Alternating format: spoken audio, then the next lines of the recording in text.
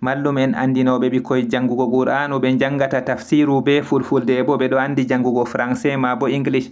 On ɗo andinira fukaraɓe moɗon jangugo qur'anu be manana ma bo on andinirtaɓe jangugo qur'anu be mana. Deftere nantinore qur'anu fago e wolde fulfulde adamankore je ɓikkoy je moɗon e fukaraɓe moɗon. Min ɗon balla mallum en andinoɓe ɓikkoy jangugo qur'anu ɓe andinira koye qur'anu be mana. Mallum jo mo yiɗi jangirde moɗum wata ɗo janginira qur'anu be mana fu windanam ha Google Mail, ha email nantinore@gmail.com. nantinore man no windirte NANTINOORE ma bo ha email nantinore@gmail.com. nantinore man no windirte NANTINOORE ma bo ha Facebook mema alama ɗaɓɓutugo winda nantinore, ma bo ha Telegram mema alama ɗaɓɓutugo winda nantinore. Audio mare wurtoto tongode nde sonotirta be am gal Telegram ɗo ha les suraji man. Ɓingel ngel jangata l'école ma bo school ngel ɗo mari téléphone Android fu hollan on non yerbirta biol ha Facebook ma bo ha Telegram ma bo ha Google Mail ɗum koyɗum. E ha YouTube mema alama ɗaɓɓutugo winda nantinore. Suraji man ɗi fu ɗi mburtoto ɗi ɗo tokkotiri ha nokkure wore. Suɓangol yiɗi heɗito kala surawol fu yoga fayidaji gonɗi ha muɗum ɗo windi ha les audio muɗum. E non laabi ɗi conotirta fago e am. To ɗum saro on ɗo heɗito bo ande Allah waylata ko woni ha yimɓe ha ɓe ngayla ko woni ha nafsuji maɓɓe. Allah jippininde alqur'anure ngam manaji mare taskite e hutinire. Njare ɓikkoy moɗon ha mallumen ɓe janginirta qur'anu nde fu be mana be deftere nantinore qur'anu fago e wolde fulfulde adamankore je ɓikkoy. Koy anda manaji qur'anu ko woni ha nafsuji ma koy wayla nafa koy nafa on nafa ummatore naftira be ko ɓe tammi taskitorago be manaji mare ko woni ha nafsuji ummatore wayla. Allah wayla ko woni ha ummatore ɗum woɗa ma bo ɗum ɓurta wodgo. To aran heɗitago moɗon inde am Muhammadu Labaran, binduɗo deftere nantinore qur'anu fago e wolde fulfulde adamankore je ɓikkoy. Kayre nde kaɓɓe ɗiɗi. Haɓɓere arandere hebgo e suratul Fatiha, al-Fatiha jiiɗo yago suratul Kahfi, al-Kahfi lowol. Haɓɓere ɗiɗabre bo ibgo e suratu Maryam, Maryamu yago suratul Nas, an-Nasi yimɓe.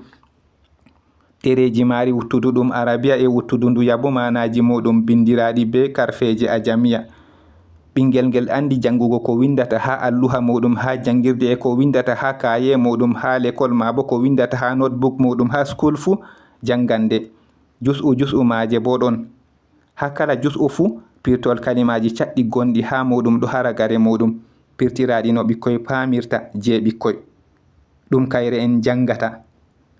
Deftere nantinore qur'anu fago e wolde fulfulde adamankore je ɓikkoy.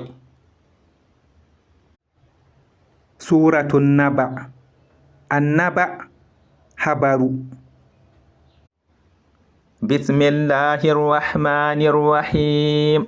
Be inde Allah enɗowo kinnotoɗo. Amma yatasaalun. Do ɗume ɓe yamotirta. Anin naba'il azim. Do habaru manguna. Alladhi hum fihi mukhtalifun. Ngungu hamɓe ɓe luruɓe ha magu. Kalla saya'lamun. Nanon fi sese ɓe andan. Thumma kalla saya'lamun. Hoti nanon fi sese ɓe andan. Alam naj'alil arda mihada. Yelika min gaɗayi leddi we'ittona. Wal jibala awtada. E koseje tiggirle. Wa khalaqnakum azwaja. E min tagiri on none ɗiɗi. Wa ja'alna nawmakum subata. E min gadi ɗoygol moɗon fofturu.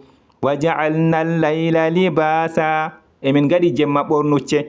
Wa ja'alna an-nahara ma'asha. E min gadi nyaloma wurdude. Wa banayna fawqakum sab'an shidada. E min mahi dow moɗon jeeɗiɗi catuɗi. Wa ja'alna sirajan wahhaja. E min gadi yeynirde huɓɓore. Wa anzalna minal mu'sirati ma'an sajjaja. E min jippini ndiyam dufojam ibgu e ɓoseteɗi. linukhrija bihi habban wa nabata ngam min burtinira be majam wabbere fungo wa jannatin alfafa e gese nyikkotirde inna yawmal fasli kana miqata andu nyalde senduki nde latake nde waɗanande wakkati yawma yunfakhu fi suri fatatuna afwaja nyalde nder luwal fuufete nden on garira moɓe wa futihati sama'u fakanat abawaba ya sama omtama nden ka lati dammude wa suyyiratil jibalu fakanat saraba e koseje dillinama nden de lati fayalo inna jahannama kanat mirsada andu jahannama latake nyukkinange littagina ma'aba wartirde ƴaggiɓe labithina fiha ahqaba ɓe joɗotoɓe nder mage kitale la yadhuquna fiha bardan wala sharaba ɓe meɗata pewol nder mage e na njaram illa hamiman wa ghassaqa koyna ngayuɗam e mborwordi jazaan wifaqa warjaki pottanohi innahum kanu la yarjuna hisaba andu hamɓe ɓe latake ɓe tammata korosuye wa kadhabu bi ayatina kidhaba eɓe pewni ayaje min fewnuki wa kulla shay'in ahsaynahu kitaba e kala hunde fu min ketiri nde winduki fadhuqu falan nazidakum illa adhaba nden meɗe nden min ɓeddanta on koyna yangada inna lil muttaqina mafaza andu tinorde wodani huloɓe hadaiqa wa anaba gese e inaboje wa kawa'iba atraba e iwayɓe walderu en wa ka'san dihaqa e sandode hewnde la yasma'una fiha lagwan wala kidhaba ɓe nanata fululu nder muɗum e na fewnuki jaza'an min rabbika ata'an hisaba warjakibgo e jawma dokkal ke'owal rabbis samawati wal ardi wama baynahuma arrahmani la yamlikuna minhu khitaba jawmu asamaji e leddi e kowoni hakkunde maji en ɗowo ɓe marata wolinde yebgo e maako yawma yaqumu arruhu wal malaikatu saffan la yatakallamuna illa man adhina lahu arrahmanu wa qala sawaba nyalde yonki daroto e malaika en saffuwol ɓe mbolwata koynamo en ɗo dungani e o wi fandare dhalika al-yawmul haqqu faman sha'a ittakhadha ila rabbihi ma'aba ndiya toon maɗa nyalde gonga nden mo muyi o jogitake wartirde faago e jawmiko inna anzarnakum adhaban qariban yawma yanzuru